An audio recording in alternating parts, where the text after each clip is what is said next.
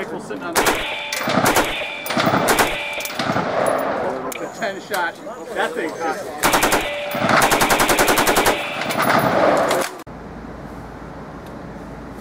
So if you're like a lot of us in this hobby, shooting sports, having adventures, all that kind of stuff, you no doubt want to record your adventures for later reflection, perhaps a critique, or heck, even just for posterity.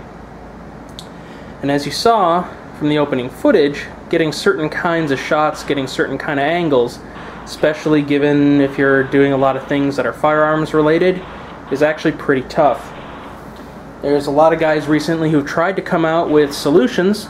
The GoPro HD is a good option. Comes with, you know, headband and tripod mounts and everything else like that.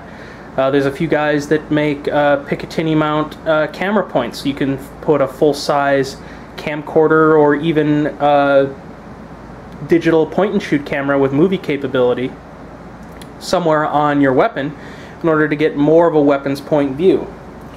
But until I found this little product, we weren't able to get a true line-of-sight view of shooting a weapon.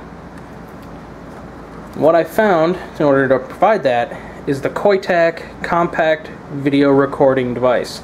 This is made by a group, Combat Optical, out in California, sold exclusively on eBay, and this is their solution for getting respectable quality video while out shooting and having adventures. It's a Picatinny rail mounted camera that records to a solid state SD card for ease of use and transfer to your computer for archiving and using it for whatever.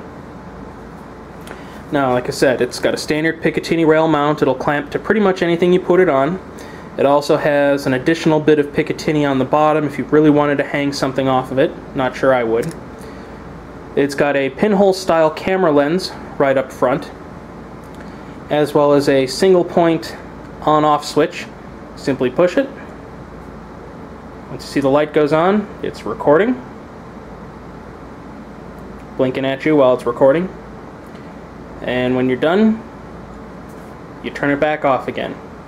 And each time you hit start and stop, it's going to record a new segment of video, and it's going to be a separate video file for you. Now, it's got a couple other features that are kind of nice. Like I said, it records solid state directly to a micro SD card. This happens to be the 2 GB one that they give you with the camera. It also has, let me get this back in here, give me 1 second.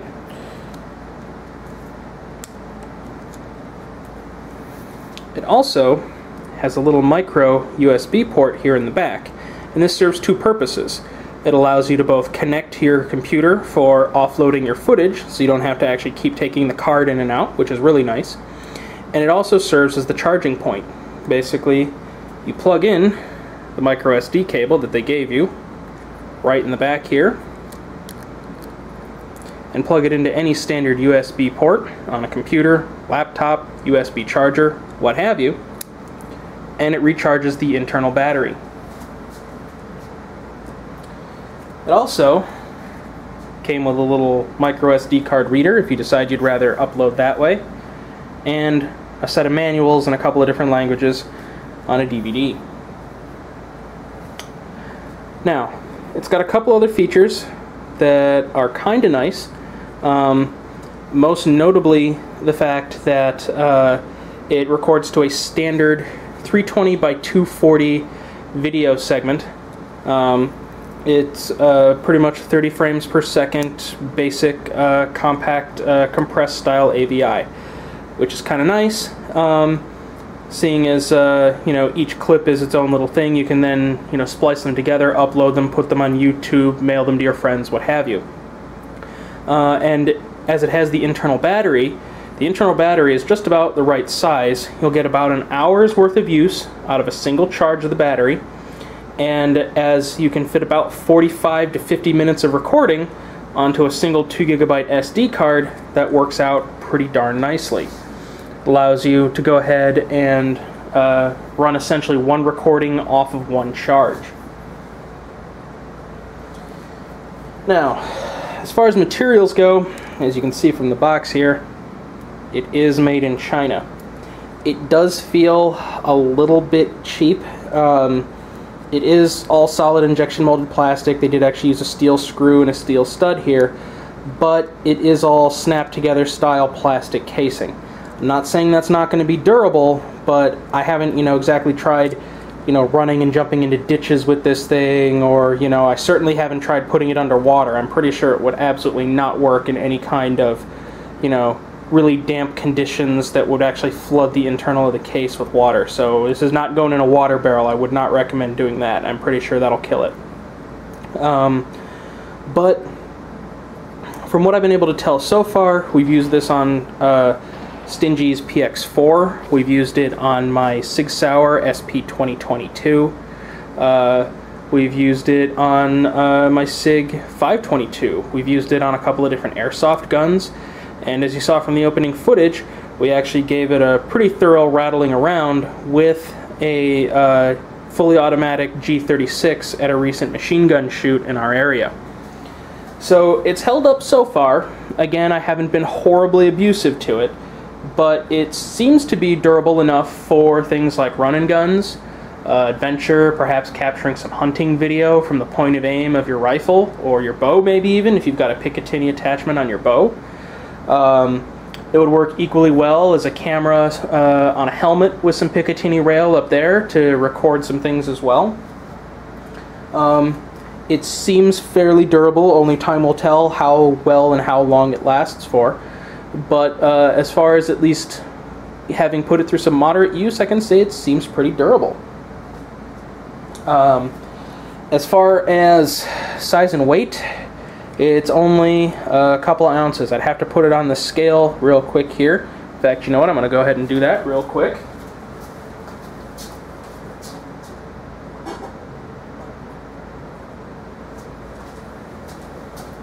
And yeah, it weighs barely more than an ounce. So you're adding almost nothing to your loadout for having the ability to record segments of interesting angle video. And actually you could probably carry 3 or 4 of these things, putting them mounted on different points.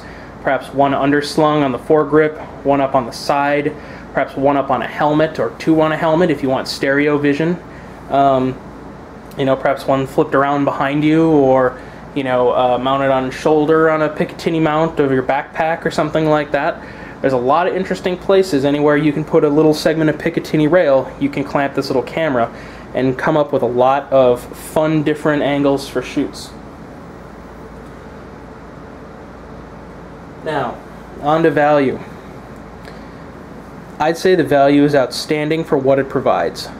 Comes with everything you see here, including the SD card and the internal battery. Works well enough for what it does. It does as advertised. It records quite well. And the company that makes these, Combat Optical Inc., as far as I know, is still only currently selling them via eBay, but they typically have them priced about $55 to $60 depending on shipping. So compared with your $200 to $300 for your GoPro camera, this might be an affordable option, especially if you want to get together a number of them. Say put one on each rifle of your airsoft team members, or you want to have a couple of them kicking around for going to target matches or IPSC matches or back alley shooting society, and you want to get some point of aim video from all your team members. This is a very affordable option given everything that it does. Accessories, obviously things like SD card readers, cables, larger cards, secondary cards. There's not a lot out there, but as this is more of an accessory for other things, it works pretty good. Which moves us on to intended use. I've had a couple of guys suggest that maybe this might be a good option for concealed carry, and I'd have to say I disagree. I would say that this is a good option for a fun camera, for doing lots of interesting individual little shoots, for capturing some fun footage of you getting the bad guy in your airsoft game, or giving you some barrel's eye view, or target's eye view of shooting for matches or run and guns, or heck, even just target practice. The reason I say it's probably not a good idea for concealed carry, because a lot of the guys that I talked to about this said, hey, that'd be really cool. I could just put that on. I just make sure I get a holster that accommodates a flashlight, except instead it's a camera, you know, or I put a flashlight on the bottom of the camera. As long as I got a holster that'll fit it, and I can pull my gun out, I can flip my camera on, I can flip my light on, and as the bad guy's running towards me and I'm forced to defend myself, I'll have video showing everything that goes down. And I said, I don't know if I'd do that based on two reasons. Number one, as good as the footage as you've seen of this is, shooting in the rain, shooting outdoors, it doesn't exactly shoot good in low light conditions. It's just got this tiny little pinhole camera lens. It's got no lighting. It's got a very small light gathering ability. I tried this out in a couple of scenarios for some CQB stuff, even with deep shadows and twilight type light settings, and it doesn't exactly film all that great. In fact, you get almost nothing. However, for daylight stuff it works fine, but when I want to rely on it to shoot quality video that's, you know, going to have, you know, hopefully be used in my defense someday, if I have to defend myself in a lethal force encounter, I don't know if I want to rely on it, knowing especially, you know, where and when and how often lethal force encounters happen. You know, they tend not to be in bright sunny fields in the middle of the afternoon. They tend to be, you know, dark alleys or in your car or late at night coming home, you know, as someone's broken into your house while you and your family are asleep. And if you're going to have video something, you better make sure that it's good, high-quality video that leaves nothing in doubt. You know, I mean, if they can say, oh, all we hear is noise, we don't see anything, well, that could have been you provoking the situation. You know, I don't know if I'd want that out there. As such, I don't know if I'd use it to record things from concealed carry encounters, but it might prove useful for that.